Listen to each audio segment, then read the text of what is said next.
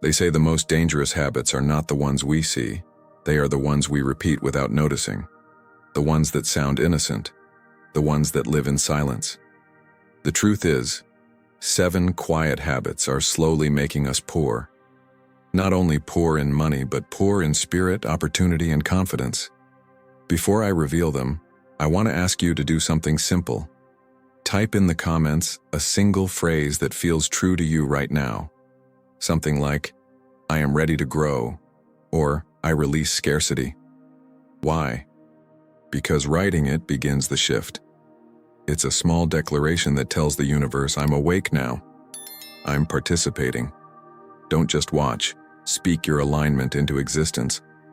I've come to believe that poverty doesn't begin in the wallet. It begins in the words. The things we whisper to ourselves in traffic, in the shower, or right before sleep. The careless phrases we throw into conversations like dust in the wind. I'm fine. I guess that's life. It's not my time yet. We think they mean nothing. But in Jewish wisdom, every word is a seed, and every seed grows into something, either fruit or thorn. Years ago, I started paying attention to my own language. I noticed how often I would downplay a dream or soften a truth just to sound humble or calm. I thought it made me polite. It made me small. I would say things like, I'm okay with what I have, pretending it was gratitude, but it was resignation in disguise. The more I said it, the more okay my life became. Flat, repetitive, predictable. It was like living in a house with the lights dimmed forever. Then I heard an old rabbi say, words do not describe reality, they create it. And something inside me cracked open. What if every time I said I'm fine, I was commanding life to stop? What if every time I said, I can't, the door actually closed? It was a terrifying thought, but also liberating. Because if words could trap me, words could free me. This realization started my journey into the 7 silent habits that quietly destroy our prosperity. They hide beneath politeness, humility, even gratitude. They sound harmless, even wise, but they drain your energy, your creativity, your flow. They are the invisible roots of scarcity. By the time you finish this story, you'll recognize them in your own speech, those tiny phrases that have been shaping your life without your consent. But first, we need to understand something deeper, something that goes beyond psychology and enters the realm of the sacred. Because before we can break these habits, we must understand the power behind the simplest act we perform every day, speaking. Let me show you why these silent words matter more than the flashy habits we usually blame, and how changing just one of them can shift everything you believe about prosperity. In ancient Hebrew, there is a saying, life and death are in the power of the tongue. When I first heard that, I thought it was poetic. Now I know it's literal. Words in the Jewish understanding are not descriptions of life, they are acts of creation. Every phrase we speak carries energy, intention, and consequence. They don't vanish into the air, they take root. Think of words as seeds. A farmer doesn't plant weeds by accident, he plants what he wants to harvest. But most of us speak without awareness, scattering whatever slips from our mouths, and then wonder why our fields are full of thorns. We say, I'm tired, it's hard, nothing ever works for me. Each sentence lands softly in the soil of reality and quietly begins to grow. In Jewish mysticism, creation itself began not with movement, but with speech. And God said, let there be light. He didn't build light, he spoke it. That moment became the blueprint for every act of manifestation that would ever exist. To speak is to shape reality. To bless is to multiply. To curse, consciously or unconsciously, is to divide and diminish. I learned this the hard way. I used to joke that I was terrible with money. It sounded harmless, even self-deprecating. But those words carved grooves into my mind. Each time I said it, I confirmed it.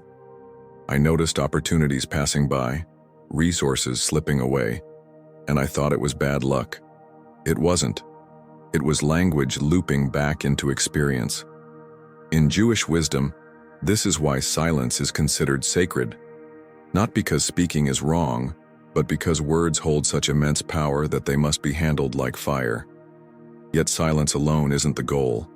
The goal is conscious speech, to speak blessings intentionally, with awareness that every word carries weight.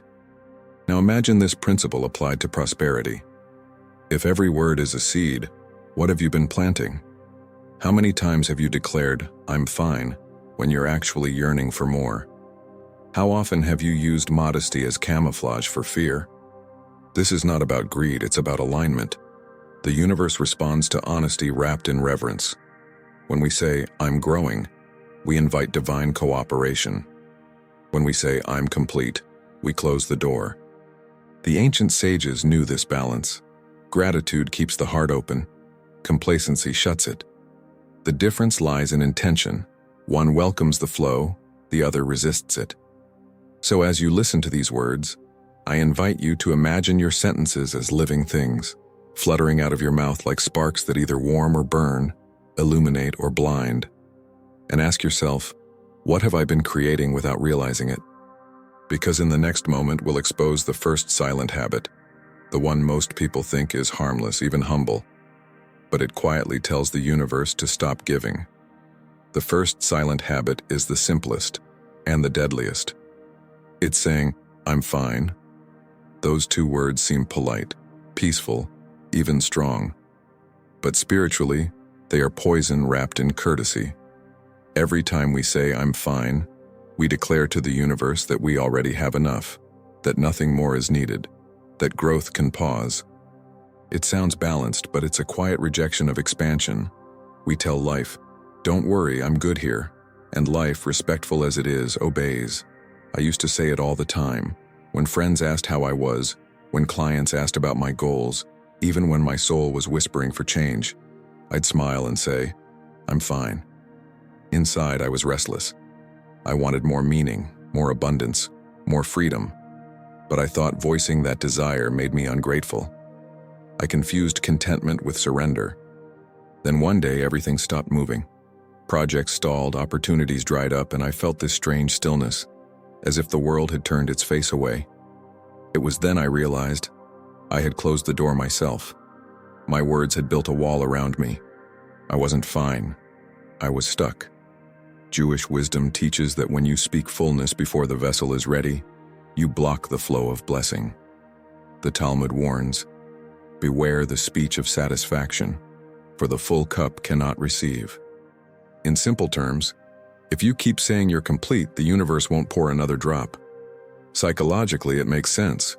When the brain hears "I'm fine," it shuts off the drive for change. It tells your body there's no need for effort. Your creativity sleeps, your curiosity fades. You stop stretching toward possibility. And yet, part of you keeps hungering, because your spirit knows it's meant for growth.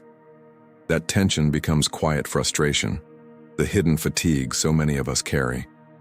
There's a story my grandfather used to tell about a man who kept saying, "Everything is fine." One day his farm began to wither, his cattle weakened, and he prayed for help. The rabbi told him, "You told heaven you needed nothing, so heaven listened." That story haunted me for years because it felt like my own reflection. The cure is not to complain, it's to speak truth with hope. Instead of saying, "I'm fine," try, "I'm growing," or "I'm learning to receive more."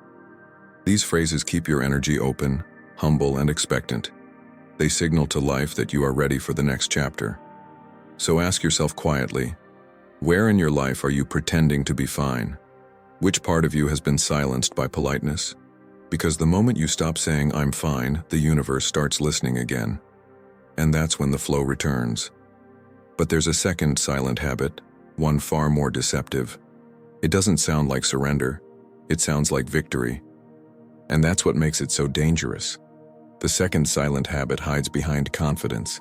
It whispers through smiles, accomplishments, and the illusion of safety. It begins the moment you say, "I've made it." It sounds positive, even empowering. But spiritually, it's a declaration that the journey is over. And when the journey ends, so does growth. I remember the first time I fell into this trap. I had just reached a milestone, my biggest financial success at the time. I looked around and said, half joking, "I guess I've finally arrived." Those words tasted good for a day. Then slowly, my progress stopped. Calls went unanswered. Ideas dulled. I didn't notice it at first. It felt like a rest after a long race. But weeks turned into months, and the river of movement turned into a pond of stillness. It wasn't the market or bad timing. It was language. I had spoken closure into an unfinished story. In Jewish thought, there's a subtle warning about this. Pride hardens the vessel. When a person declares themselves full, there's no room left for divine flow. The humble remain channels, the proud become containers, a closed circle where nothing new can enter. Psychologically, it's easy to understand. The brain responds to achievement by releasing chemicals of reward, signaling completion. Once you say, "I did it," the subconscious shifts from creation to conservation. You start guarding what you have instead of expanding into what's next. It's not laziness, it's biology reinforced by words. The danger is that victory language feels righteous. You think you're affirming abundance, but you're actually freezing it. Like a fruit plucked too soon, it looks perfect but stops ripening. My grandmother used to quote an old proverb, "A man who calls himself rich too early will never know wealth." I didn't understand it until I saw how easily self-satisfaction turns into stagnation. The moment you call your current success the final form, life stops surprising you. True prosperity lives in movement, in the tension between gratitude and hunger. The balance is sacred. Be thankful for what is and still whisper to heaven, "There is more I can become." This isn't greed, it's obedience to the law of growth. Even trees that touch the sky keep reaching. I like to imagine prosperity as a flame. When you stop feeding it, it doesn't go out instantly.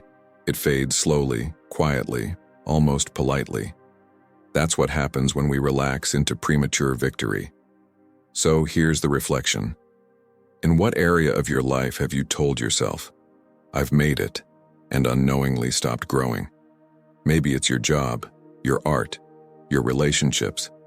Because the truth is, the moment we stop reaching, we start sinking. And that brings us to the third silent habit, one that doesn't come from confidence or politeness, but from fear. The habit that makes us quietly prophesy our own limits. The third silent habit is the habit of small prophecy, the way we quietly speak our fears as if they were facts. It hides in simple sentences. "I can't do that. That's not for people like me. I'm just not good with money." We don't shout these phrases. We murmur them, half believing, half hoping they won't be true. But the universe listens to whispers more closely than it listens to screams. When I was younger, I used to joke, "I'll never be rich." I said it to sound humble, to avoid envy, to protect myself from disappointment. But the truth is, I was casting a spell, one that kept fulfilling itself. Each time I said it, I felt smaller. I didn't notice it at first, but looking back, every major opportunity that could have changed my financial life arrived wrapped in fear, and I let it pass. Jewish wisdom calls this lashon hara, the evil tongue, not only gossip about others, but the act of speaking harm over your own life. The sages warn, "Do not speak of yourself as broken, lest heaven agree with you." That sentence struck me like lightning, because I realized that every self-limiting word I spoke wasn't just emotion, it was agreement. Modern psychology calls it the self-fulfilling prophecy. The brain, obedient to language, turns words into orders. Say, "I can't," and your mind stops searching for how. Say, "I'm unlucky," and your awareness filters out opportunities. You think you're describing reality, but you're actually constructing it. I remember meeting a woman who constantly said, "Nothing ever works out for me." Her life mirrored that belief perfectly. Every time something promising appeared, she would find a reason to sabotage it. Her words had built invisible walls around her. And one day, I realized, I was doing the same thing. In the Jewish mystical view, speech is ruach, spirit. It carries breath, life force. That means every time we utter something, we are giving breath to an outcome. And if that breath carries fear, the outcome is born weak. The transformation began when I changed my internal vocabulary. Instead of saying, "I can't," I started saying, "I'm learning how." Instead of, "It's impossible," I tried, It's not easy, but I'm willing. Those small shifts didn't instantly change my circumstances, but they changed me. They reopened my creative flow. They told my subconscious that effort was still worth it. It's strange how gentle words can imprison us. We think we're being realistic, but what we call realism is often resignation in disguise. So I ask you, what phrases have you been repeating that keep you small? What stories about yourself have you mistaken for truth? Because the moment you change the script, reality begins to rearrange itself. And yet, there's another trap, one that hides behind optimism. A habit that sounds spiritual, but without something deeper, it becomes empty noise. The fourth silent habit is speaking blessings without movement, words that sound bright but carry no fire beneath them. It's the illusion of alignment, the act of saying, "I'm abundant," while sitting in fear, or "I'm blessed," while doing nothing to receive the blessing. It's the gap between affirmation and action, and it drains quiet power from the soul. I fell into this one for years.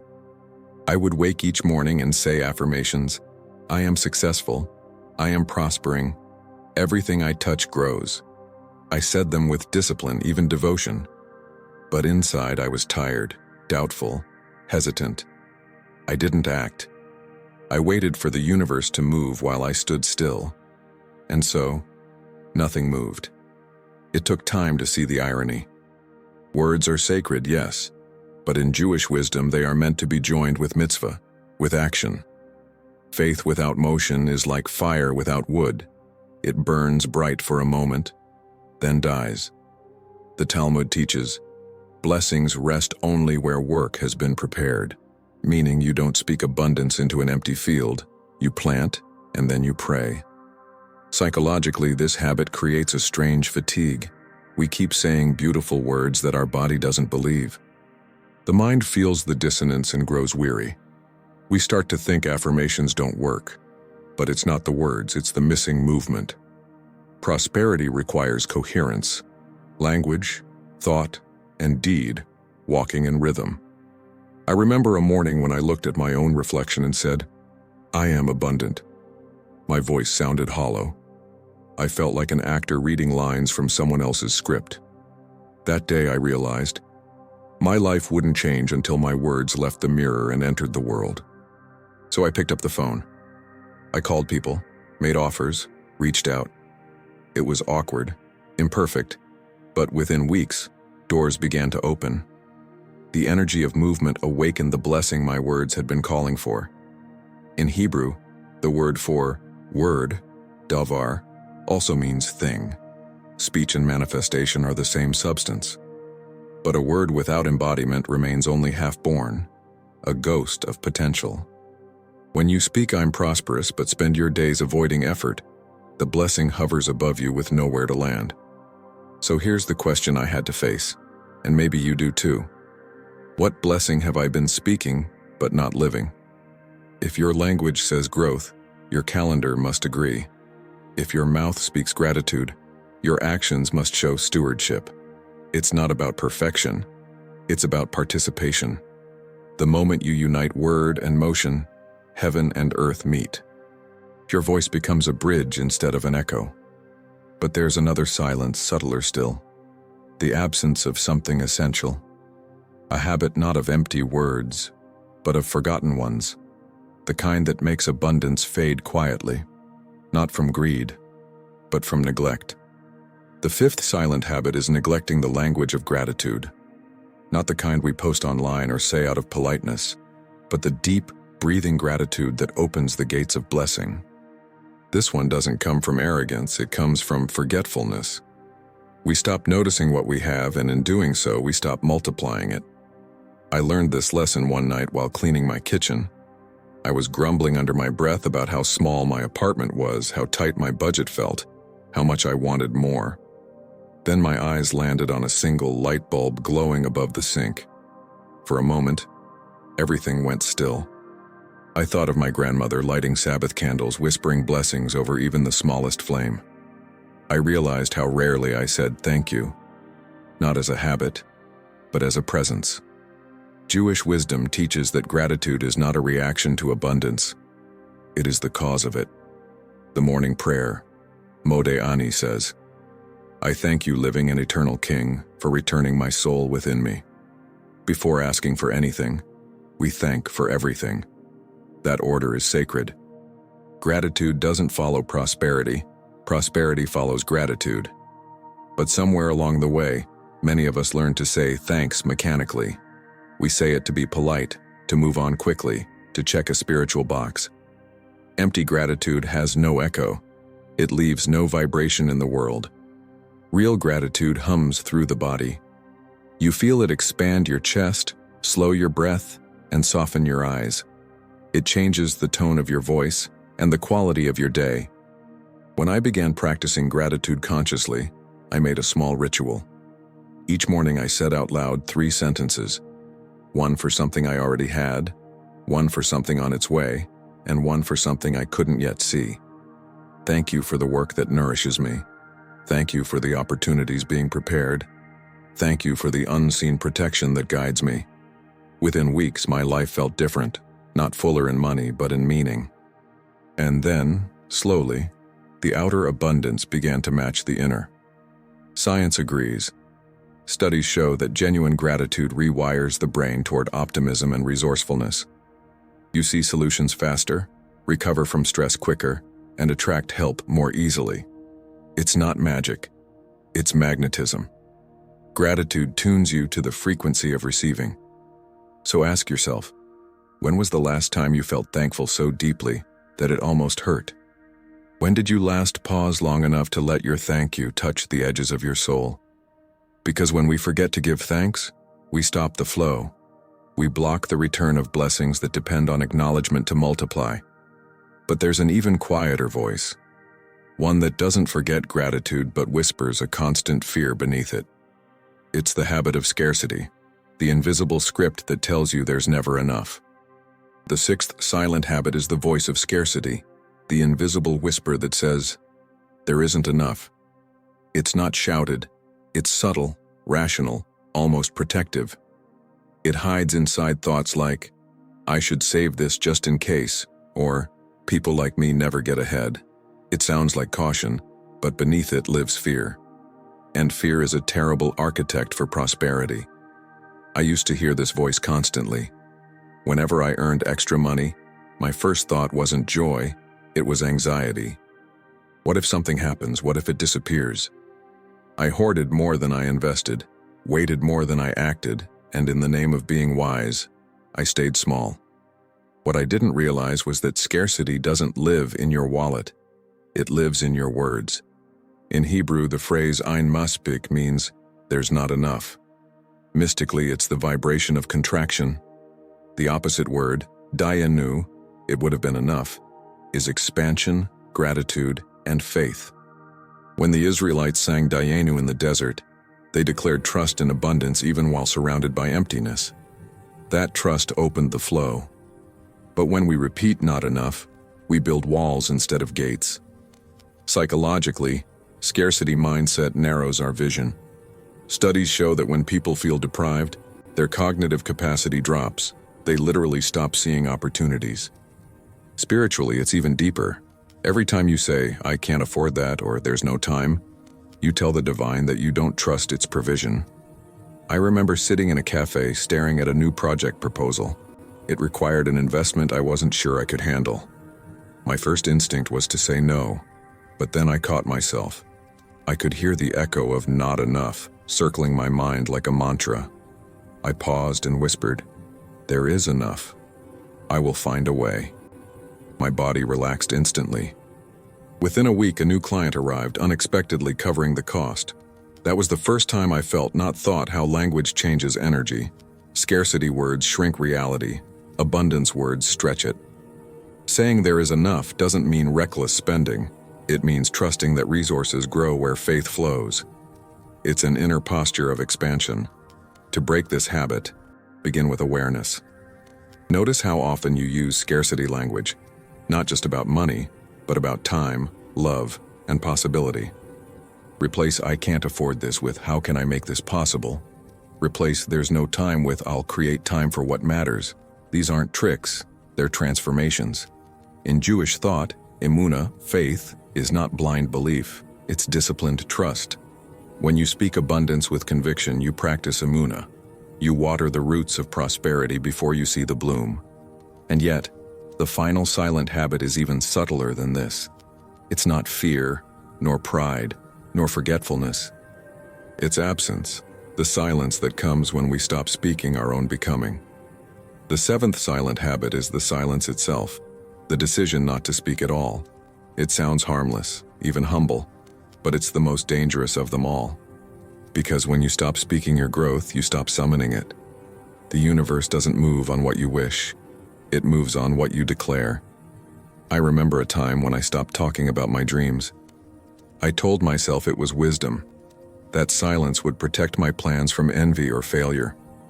But months passed and my goals faded like ink left in the rain. It wasn't that I'd given up. I'd just gone quiet. My faith had turned inward, private, unsounded. And in that silence, momentum died. In Jewish tradition, creation began with speech. And God said, "Let there be light." Light did not exist until it was spoken. Every act of divine creation began with words, not thoughts. The sages teach that we are made in that same image, that our words also give shape to the unseen. So when we stop speaking our vision, we stop partnering with creation itself. Psychology mirrors this truth. Goals that are voiced clearly, specifically, and repeatedly have a far greater chance of manifestation. Speaking your intention activates neural pathways of focus and accountability. But silence breeds ambiguity. What is unsaid remains unreal. The tragedy of silence is that it often comes from fear. Fear of being wrong, of sounding foolish, of being judged. We convince ourselves that staying quiet keeps us safe. But safety and stagnation share the same room. Every dream that dies in silence leaves behind a ghost, the echo of what might have been. There's a story about the Sabbath lamp that I've always loved. The lamp was designed not to be stored, but to burn. Its very existence was to give light. When it remained unlit, it wasn't at rest, it was incomplete. The same is true for our voice. We are lamps meant to ignite the darkness with declaration. To remain silent is not humility. It's incompletion. The first time I broke that silence, I did it trembling. I said out loud, "I am building something sacred with my words." It sounded strange at first, too bold, almost presumptuous. But the moment I said it, something shifted. My heart sped up. My spine straightened. I felt alive again, as if the words themselves had turned the lights back on. That's the secret. Silence dims your reality. Speech illuminates it. Every time you name your direction, I am healing, I am expanding, I am becoming. You breathe life into that path. So I ask you, what dream have you left unspoken? What truth is waiting for your voice to bring it into form? Because the moment you speak again, the universe remembers you. And now, as all 7 habits stand revealed, one final truth remains: to bind them together into a single act of transformation. All 7 silent habits have one thing in common. They disconnect us from creation. They turn language, the most sacred tool we have, into noise, habit, or emptiness. We say "I'm fine" when our soul is aching. We claim victory too soon and fall asleep in comfort. We speak our limits as if they were law, bless without moving, forget gratitude, whisper scarcity, and finally fall silent altogether. Each of these habits closes a door. But every door that words have sealed can also be opened, with new words, spoken consciously. Jewish wisdom says, "Death and life are in the power of the tongue." I used to read that as metaphor. Now I understand it as instruction. Words are not decoration, they are direction. What we speak, we build. And what we build becomes the life we live. So here's what I've learned. Prosperity isn't just about wealth, it's about alignment. When our language reflects truth, movement, gratitude, faith, and purpose, abundance flows naturally. It doesn't rush or shout. It hums quietly through everything we touch. But when our speech disconnects from those virtues, scarcity begins. The journey of transforming these habits begins with awareness. and continues through deliberate practice. For the next 7 days, speak with intention. Replace "I'm fine" with "I'm growing." When success tempts you to rest, whisper, "I'm still learning." When doubt rises, say, "I'm discovering how." Let your blessings walk beside your actions. Let your gratitude breathe. And when fear whispers, answer it softly. There is enough. And above all, speak. Speak your hopes, your healing, your vision. Don't let them die inside your chest. Give them sound. Give them shape. The act of voicing what you seek is an act of faith. It's a covenant with the unseen. When you speak growth, you align with the Creator who spoke worlds into being. That's the essence of Jewish prosperity. Words as bridges between heaven and earth. We are not meant to beg for abundance, we are meant to participate in it, to speak it into existence with reverence and courage. So I invite you to do something small, yet sacred. Take one sentence from this journey that touched you and write it in the comments below. Let your words become part of this collective voice of awakening. Because when one person speaks truth, it echoes through others, and the world shifts a little closer to light. May the words of your mouth and the meditation of your heart be aligned, strong, and creative. May your language call forth the blessings waiting for you. And remember this simple truth. Don't say, "I'm fine." Say, "Thank God I'm growing." May the Eternal bless you and keep you. May He make His face shine upon you and give you peace. Now share this with 3 souls who need to remember the power of their own voice, because silence may be comfortable, but speech is creation. And next time we'll explore the words that don't just attract prosperity, but protect it.